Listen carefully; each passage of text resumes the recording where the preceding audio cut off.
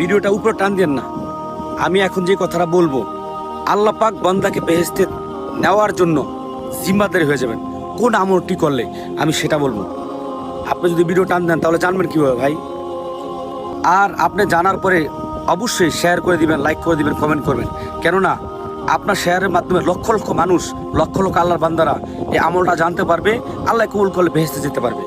আমলটা হচ্ছে, যদি আপনারা গুরুত্ব সহকারে, কি বলা হয়েছে হাদিস শরীফে, গুরুত্ব সহকারে 5 ওয়াক্ত নামাজ যদি আদায় করেন, গুরুত্ব দিয়ে নামাজের টাইম টু টাইম গুরুত্ব দিয়ে 5 ওয়াক্ত নামাজ যেই ব্যক্তি আদায় করবে, আল্লাহ তাআলা তাকে বেহেশতে প্রবেশ করানোর জন্য জিম্মাদারি হয়ে যাবেন।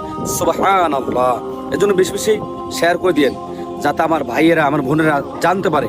আমলটা জানতে পারলে তো করতে পারবে, করতে পারলে হয়তো আল্লাহ কবুল করে তারা বেহেশতেবাসী হবে। এই জন্য মুসলমানের কাজ হচ্ছে এক ভাই আরেক ভাইকে সাহায্য করা।